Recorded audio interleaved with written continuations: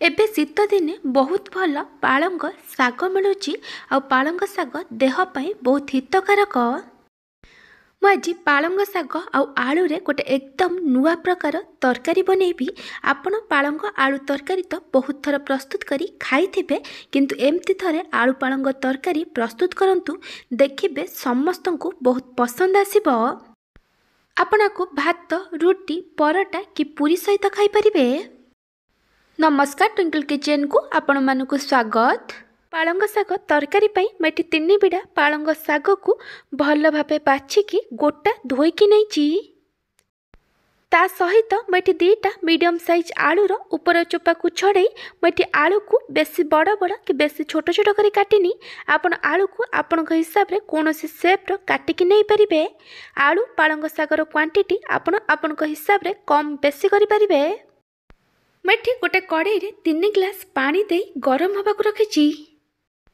पानी एटी भल भावे फुटी गलानी। एबे हम एथिरे रखिथिबा पालंग शाग को दे दबा आ पालंग शाग को भल भावे मिक्स करी आमे को 1 मिनिट पर्यंत कुक करिबा। पालंग शाग को आपण अधिक समय कुक करिबेनी। 1 मिनिट पर देखि पारथिबे पालंग शाग एटी सॉफ्ट हो जाइछि। एबे हमें गैस बंद करि दबा। तापरे आमे ए पालंग शागर को गरम पानी रु छाणी की गोटे बाउल ले काढ़ी दबा। आपण संगे संगे पालंग शाग को गरम पानी रु काढ़ी की नहीं जिबे। गरम पानी रे अधिक समय आपण पालंग शाग को रखिबेनी। मैं सब पालंग शाग को पानी रु काढ़ी देइछि। एबे हमें पालंग शाग को भल भावे ठंडा हवा को दबा। पालंग शाग एटी भल भावे ठंडा हो गलानी। एबे हम ए पालंग शाग को बाटिबा। सेथिपाई मैं गोटे ग्राइंडर जार नैची। एथिरे एबे हम सिजेकी रखिथिबा सब पालंग शाग को दे दबा। मु एथिरे एबे कंचा लंका दउची। आपन को जेतिकी राग दरकार से अनुसार कंचा लंका पकेइबे। एथिरे सुखिला लंका पकेइबेनी। आमे एथिरे लंका गुंड भी यूज करबानी। एबे हमको कवर करी भल भावे बाटी दबा। आपण एथिरे बिल्कुल भी पानी देबेनी। मैं पालंग को भल भावे बाटी देइछि। चलंतु एबे हमें तरकारी बनैबा। तरकारी बनैया पई मैं गोटे कड़ाई रे किछि तेल दे गरम हवा को रखिथिली। तेल भल भावे गरम होला परे आमे एथिरे काटिकी रखिथिबा आलू को दे दबा। एबे हम आलू को कंटिन्यूअस गोलाई गोलाई मीडियम टू हाई फ्लेम रे भल भावे लाइट गोल्डन ब्राउन कलर हवा पर्यंत भाजिबा। जदि आपन को एही रेसिपी भल लागिबो ताला को लाइक करिवे, आपन को सांग मानक सहित शेयर करिवे। जदि मो चैनल को एपर्यंत सब्सक्राइब करि नाहंती सब्सक्राइब करबा को जमार भूलिबेनी। पाखर बेल आइकन ने ऑल नोटिफिकेशन ने क्लिक करिवे। एहा तरह मो जो वीडियो आसीबो आपन प्रथमे देखि परिबे। आलू एटी भल भावे भाजी हे गलानी। एबे हम आलू को गोटे प्लेट रे काढ़ी दबा। मुझे सेम तेल रे तरकारी बनैबी। तेल एटी गरम अच्छी। मुझे अधा छोट चम्मच जीरा पकईची। एबे हम जीरा को भाजिबा। जीरा भल भावे भाजी गला परे मुझे पियाज देइची। मुझे गोटे मीडियम साइज पियाज को छोट छोट करी काटिकी नैची। एबे हम पियाज को भाजिबा। पियाज को आपण बेसी गोल्डन ब्राउन कलर करी भाजिबेनी। पियाज टिके सॉफ्ट है टिके लाइट गोल्डन ब्राउन कलर ही भाजी हे गला परे आमे एथिरे गोटे छोट चम्मच अदा रसुण बटा दबा। एबे आमे सब को भल भावे मिक्स करी कसिबा जेमती अदा रसुण बटार कंचा बास्ना पळेबो। मसला एटी भल भावे कसी हे गलानी। एबे आमे गैस रो फ्लेम को लो करी दबा। आ एथिरे किछि सुखिला गुंड मसला पकेइबा। गुंड मसला रे मैं पकईची गोटे छोट चम्मच जीरा गुंड, अधा छोट चम्मच हलदी गुंड, गोटे छोट चम्मच धनिया गुंड और अधा छोट चम्मच गरम मसला गुंड। हलदी गुंड एटी ऑप्शनल अछि, आपण चाहिले न पकई पारंती। सबको भल भावे मिक्स करी आम एथिरे 2 रु 3 छोट चम्मच पानी दे मसला को कसिबा जेमती गुंड मसलार कंचा बास्ना पळेबो।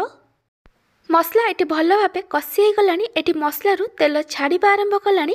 गुंड मसलार भी कंचा बास्ना पळेइची। एबे हम एथिरे बाटिकी रखिथिबा पालंग शाग को दे दबा। आ सब को भल भावे मिक्स करि दबा। तापरे हम एथिरे भाजिकी रखिथिबा आलू को दे दबा। जदि आपण एही तरकारी को कम तेल रे बनेबा को चाहुचंती ताले आलू को तेल रे न भाजी कंचा आलू को छोट छोट करी काटिकी भी एटी पकेई परिबे। आलू को तेल रे भाजिकी दबा द्वारा तरकारी टेस्ट बहुत भल आसी थाए। एबे आमे सबको भल भाबे मिक्स करदबा। तापर आमे एथिरे स्वाद अनुसार लूण पकेइबा। एबे आमे तरकारी को आउ थरे भल भाबे मिक्स करदबा आउ ताकू कवर करी लो फ्लेम रे 5 मिनिट पर्यंत कुक करिबा। तरकारी को आपण पूरा लो फ्लेम रे कुक करिबे नल तळपट लागी पोड़ी जाई पारे। 5 मिनिट पर मैं घोड़नी काढ़ी देइछि। तरकारी को आउ थरे भल भाबे मिक्स करदबा आउ तरकारी रे पानी दबा। आपन को तरकारी ग्रेवीर कंसिस्टेंसी जेमती दरकार से अनुसार पानी देबे। जदि आपन एही आलू पालंग तरकारी को ड्राई बनेबा को चाहुचंती ताहले आपन एठी पानी देबेनी।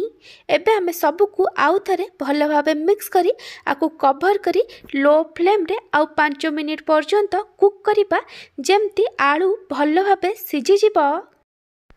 5 मिनिट पर मुझे घोड़नी काढ़ी देइछि। मुझे आपन को देखै दउछि। देखि परथिबे आलू एटी भल भाबे सिझी जाइछि।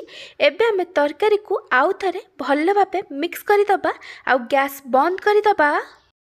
आपण चाहिले तरकारी को एमती सर्व करि परिबे। मु किंतु तरकारी को आउ टिके टेस्टी बनेबी सेथि पई मु एथिरे आउ गोटे छुंक दउछि। छुंक पाई मुझे गोटे तड़का पैन में किछि तेल दे गरम होगा रखी। आपण चाहिले तेल जगार बटर नहीं पारिबे।